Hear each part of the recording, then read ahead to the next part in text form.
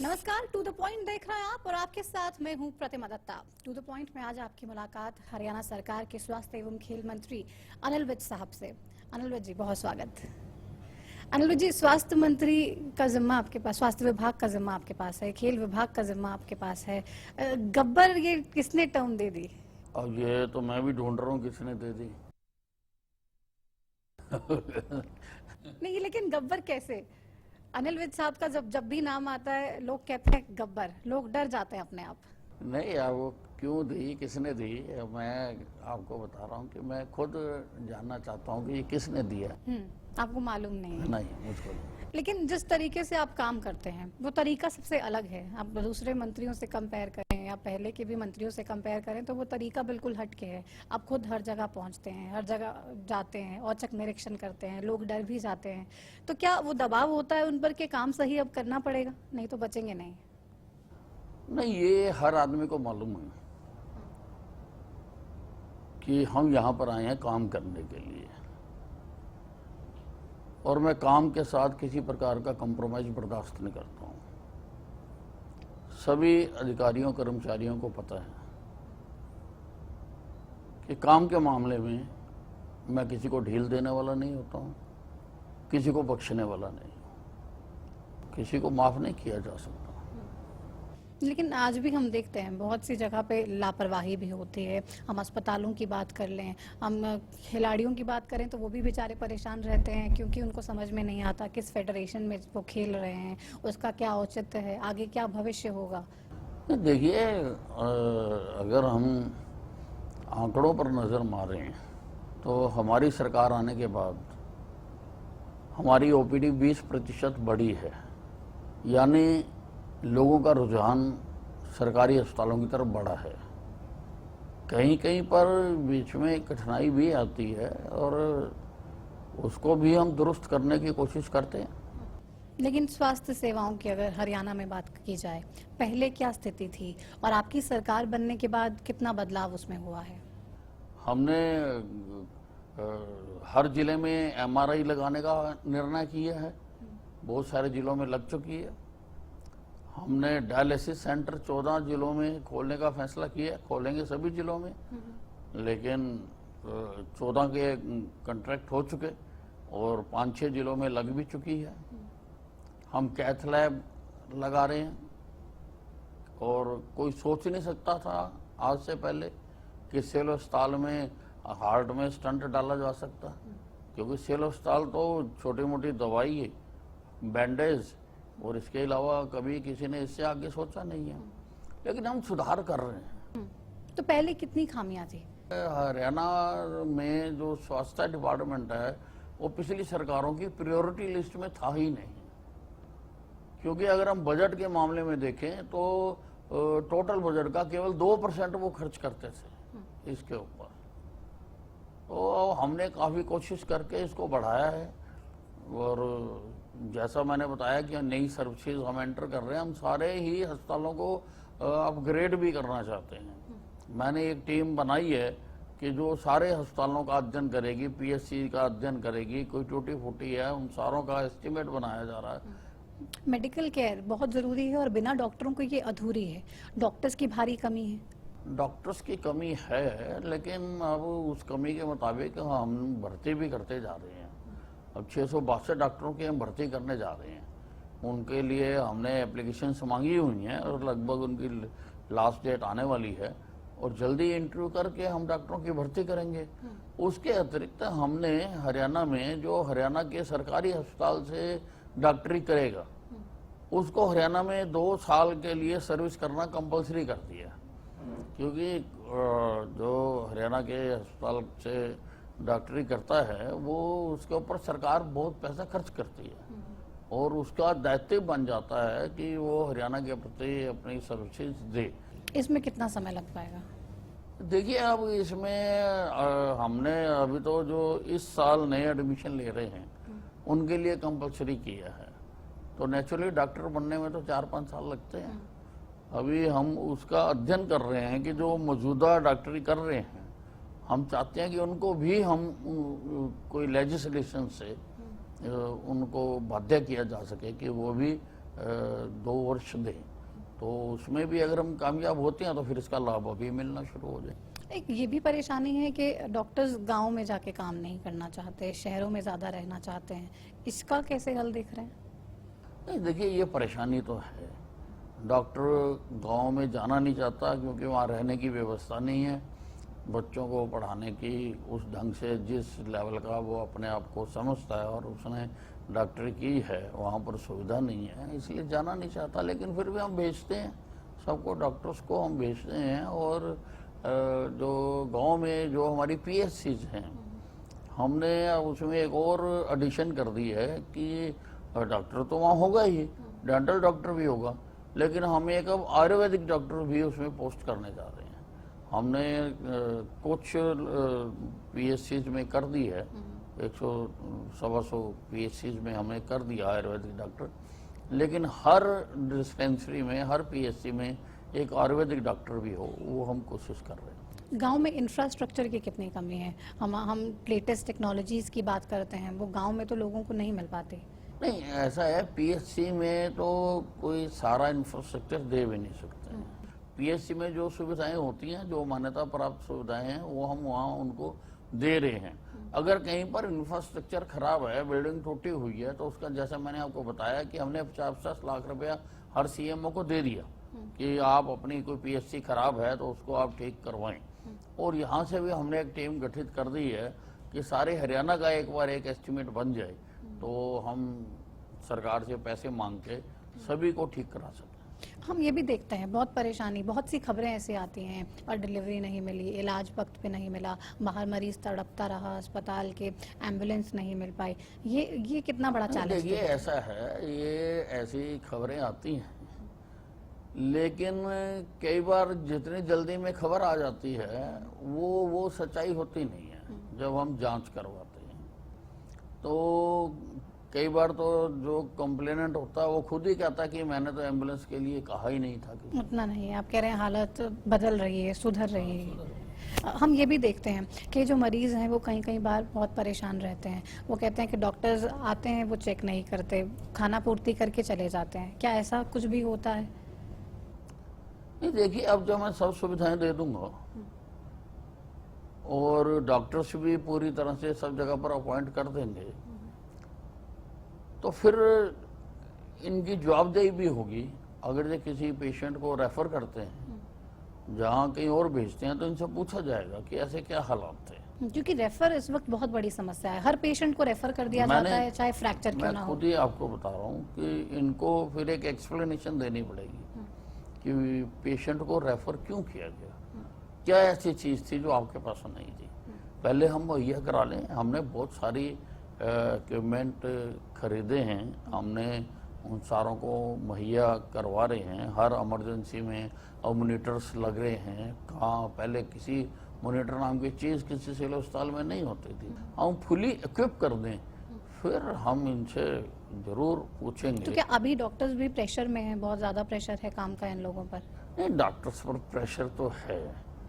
देखिए, एक doctor on an average कितने पेशेंट देख सकता है ठीक ढंग से, और अगर लाइनें लगी हुई हैं जैसा कि हमारे अस्पतालों में देखने में आ रहा है, तो प्रेशर तो रहता है डॉक्टर के ऊपर। प्रेशर रहता है, तो उस प्रेशर को जब तक डॉक्टर्स की भर्तियां नहीं होंगी, कमी जब तक पूरी नहीं होती है तो तब तक प्रेशर तो है।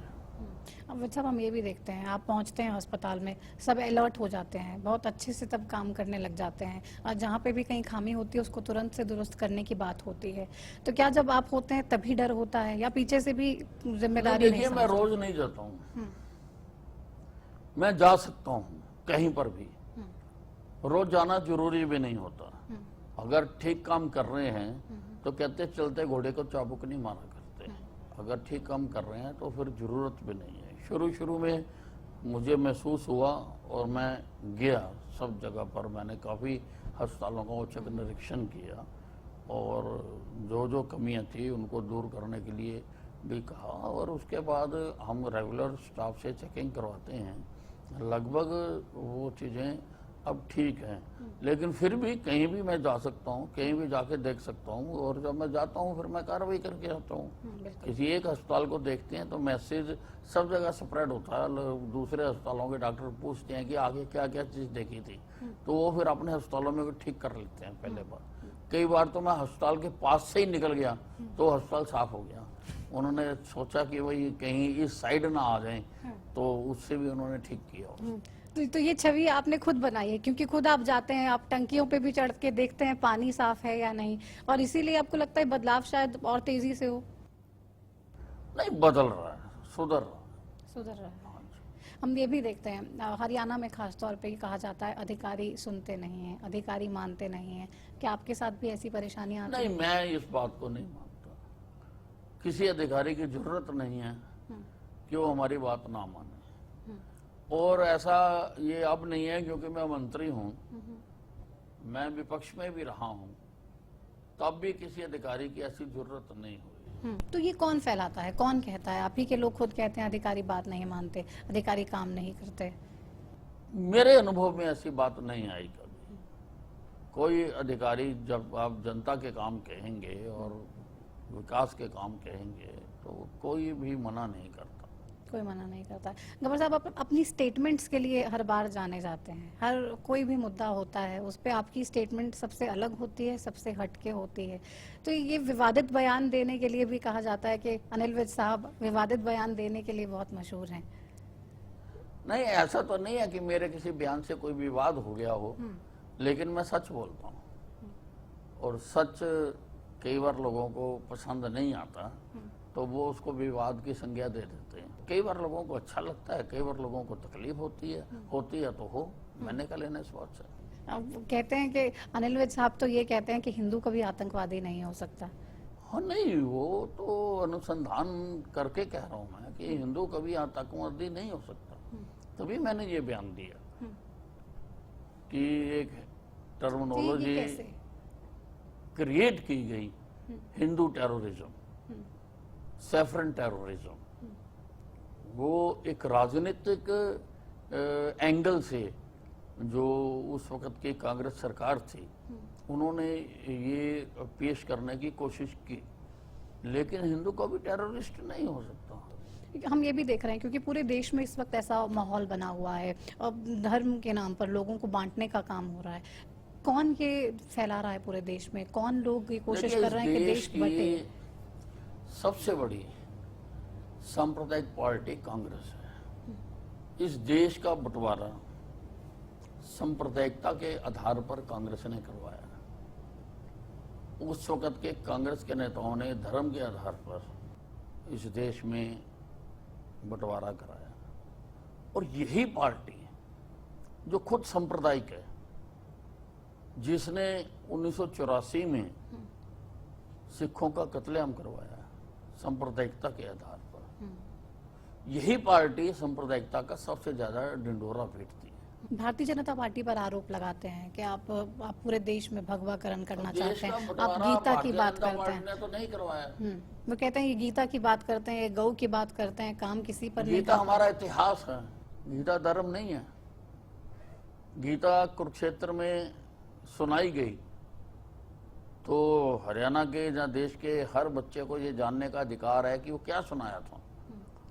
सभी सरकारें, भूपेंद्र सिंह हुड्डा की सरकार होती है वो भी गीता जयंती मनाते हैं जाके, ओम प्रकाश चौटाला की सरकार होती है वो भी गीता जयंती मनाते हैं।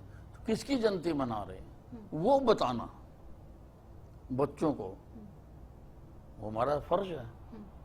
बच्चों की जिज्ञासा को दूर करना कि वो गीता कौन सी है जिसका इतना बड़ा आप आयोजन कर रहे हैं और क्या उसमें उपदेश दिया था वो बताना, ये इतिहास से साक्षात्कार करवाना है।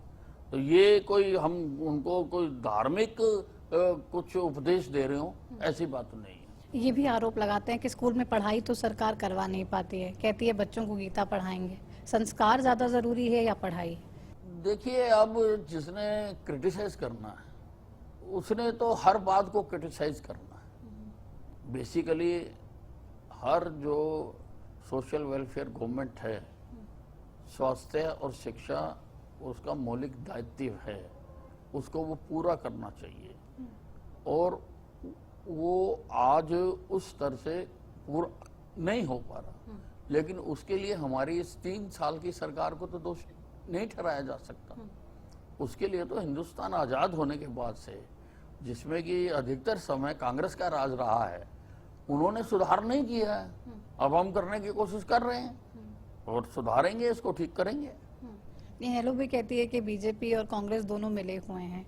पहले तो बहुत कहते थे कि हम इन पर सख्त कार्रवाई करेंगे, रॉबर्ट वाड्रा को छोड़ेंगे नहीं। एक इतनी कथित लैंड डील घोटाला हुआ, काम क्या हुआ, कार्रवाई क्या हुई? वडेरा की जांच करने के लिए हमने आयोग बनाया, एजेएल का हमने सीबीआई को केस दिया, मनेसर का हमने केस दिया, तो हम कार्रवाई कर रहे हैं ना।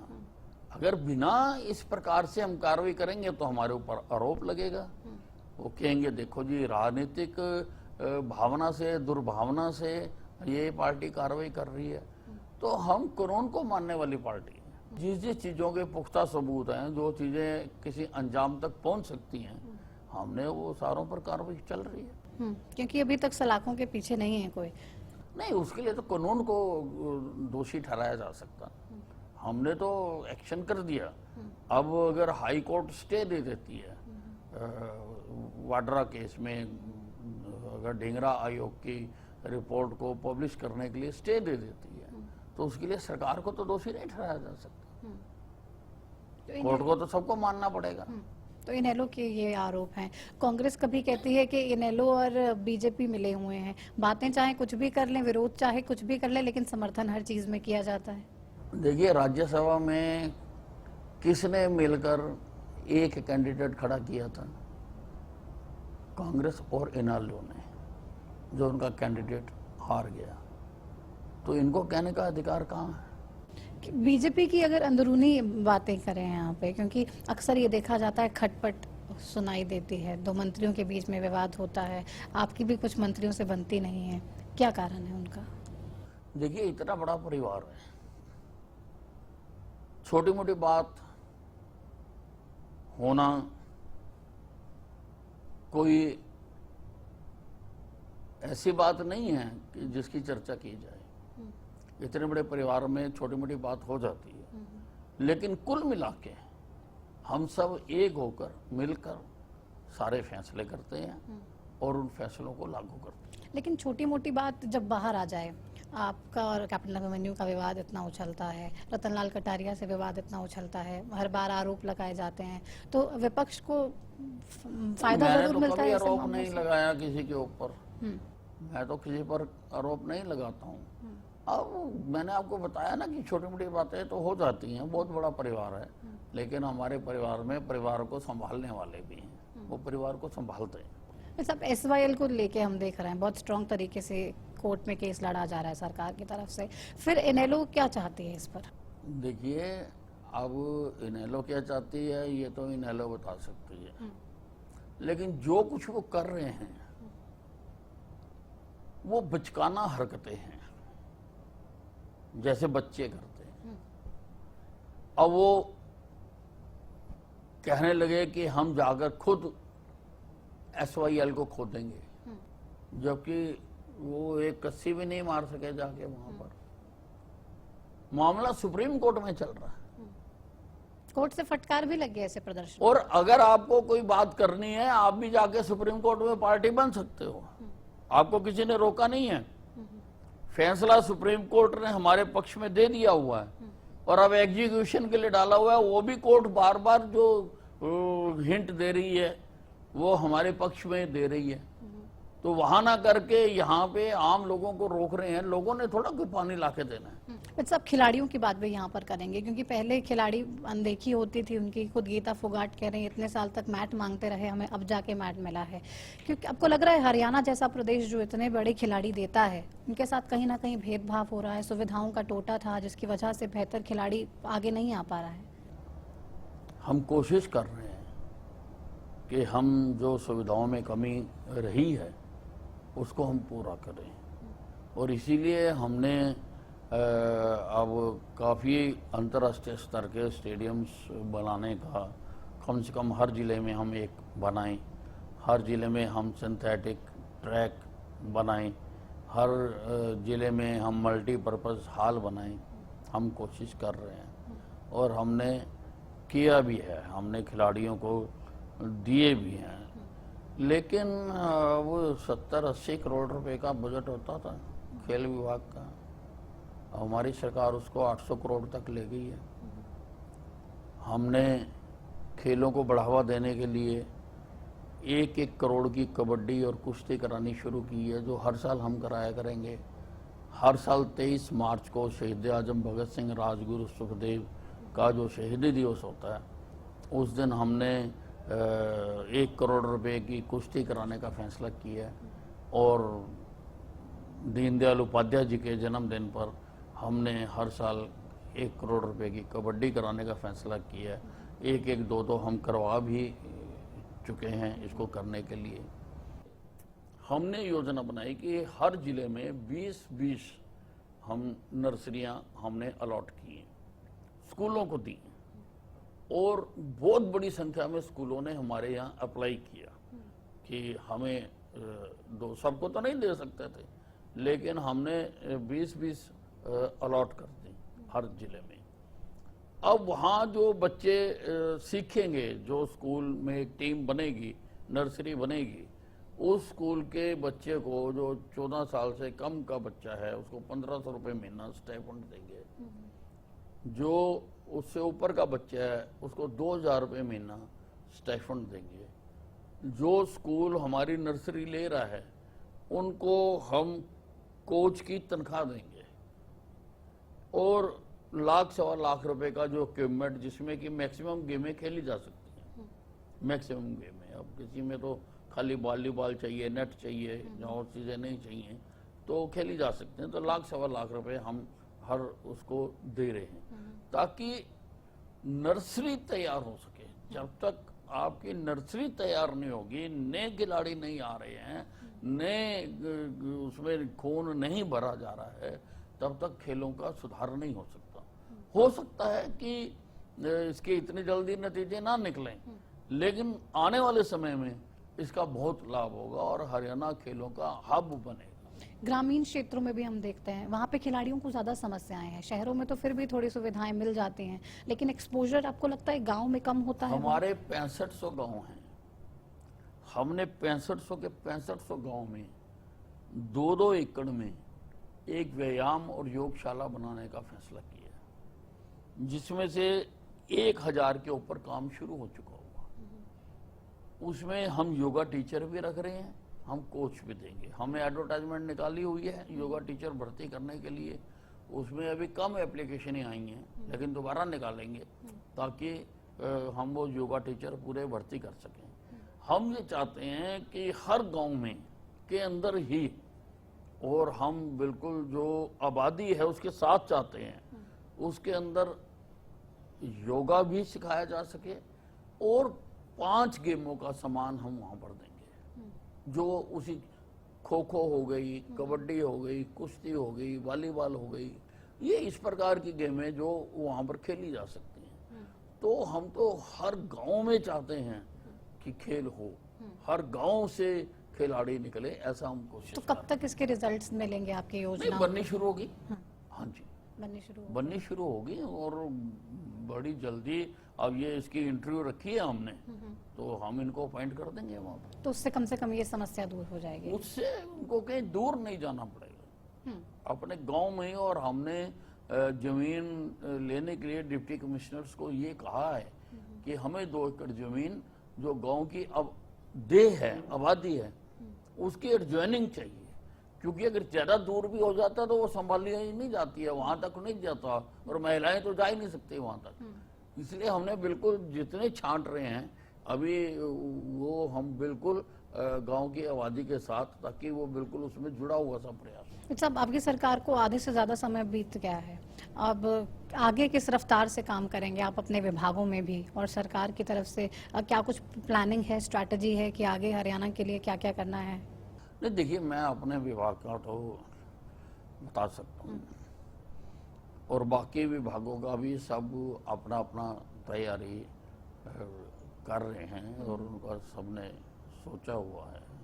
हम अपने स्वास्थ्य विभाग में तो जैसा मैंने आपको पहले बताया कि मैं चाहता हूँ कि हम अपने सभी अस्पतालों को रेनोवेट कर दें, जहाँ अपग्रेडेशन की ज़रूरत है अपग्रेड कर दें और इनको NABH या NQuest की एक्रेडिशन हम करवा दें। हम ये चाहते हैं और अगर ये काम हो जाता है तो हेल्थ में बहुत बड़ा काम हो जाता है। बाकी भी हम कर रहे हैं, हम सारा ऑनलाइन डाटा हम हर पेशेंट का हम रिकॉर्ड कर रहे हैं, सारे अस्पतालों की कनेक्टिविटी कर रहे हैं हम आपस में, सारे जो हमारे मेडिकल कॉलेज हैं उनको हम कनेक्ट कर रहे हैं ताकि अगर एक कोई पेशेंट हरियाणा के किसी भी अस्पताल में जाए, मेडिकल कॉलेज में जाए, दोबारा वो अपने ज़िले में आके अगर ट्रीटमेंट कराना चाहता है तो डॉक्टर देख सकता है कि वहाँ पर क्या क्या मेडिसिन उसको दी गई है। तो जो काम जिस गति से हो रहा है, आपको लग रहा है कि एक बार फिर से जनता आप पे विश्वास करेगी चुनावों में? देखिए, ओवरऑल जो सरकार की परफॉर्मेंस है वो बहुत बेहतर है और सबसे जो बड़ी बात है, पिछली सरकारों में लोगों को हर वक्त रहता था कि हम लूट ना जाएं। आज जनता निश्चिंत होकर सोती है कि हम सेफ हाथों में हैं। आज किसी स्कैम की कोई खबर नहीं आती है। आधे से ज़्यादा टाइम अगर हमारी सरकार का बीत गया, हमारी सरकार के किसी व्यक्ति के ऊपर कोई दाग नहीं है, कोई उंगली नहीं उठा सकता। नौकरियां ट्रांसपेरेंट दी जा रही हैं, ट्रांसफरें ट्रांसपेरेंट की जा रही हैं, विकास सभी क्षेत्रों में बराबर किया जा रहा है। जैसे पिछली सरकार में आरोप लगते थे कि कुछ जिलों में विशेष ध्यान दिया जा रहा है, हमारी सरकार में ऐसा नहीं हो रहा है। बहुत सारे ऐसे पॉजिटिव बिंदु हैं जिनके ऊपर दोबारा हरियाणा में बीजेपी की सरकार आए, ऐसा हमें पूरा विश्वास है। और इसके लिए कुछ ठोस स्ट्रैटेजी भी है आगे, क्योंकि अब सब इलेक्शन मोड में आने की तैयारी में है। अब कांग्रेस देख लीजिए, किसानों के लिए अब आवाज उठा रही है, कभी दलितों के लिए आवाज उठा रही है कि काम काम काम, ये एक ही स्ट्रेटेजी है कि अधिक से अधिक काम किया जाए। सबका साथ सबका विकास जो मोदी जी का नारा है उस पर हम अमल करके ही चल रहे हैं और उस पर और मजबूती से हम अमल करें और खूब विकास करवाएं। तो चलिए, बहुत शुक्रिया अपने समय के लिए। तो अनिल वैद्य साहब को आप सुन रहे थे, जिन्होंने साफ कहा कि उनकी सरकार का सिर्फ यही मोटिव है, सबका साथ सबका विकास। वो चाहते हैं कि हर वर्ग का विकास हो और सभी के साथ मिल के विकास हो, किसी के साथ भेदभाव नहीं होना चाहिए। और ये सरकार प्राथमिकता के साथ काम कर रही है और इसके लिए हरियाणा के तमाम लोग एक बराबर हैं। फिलहाल मेरे साथ टू द पॉइंट में इतना ही। नमस्कार।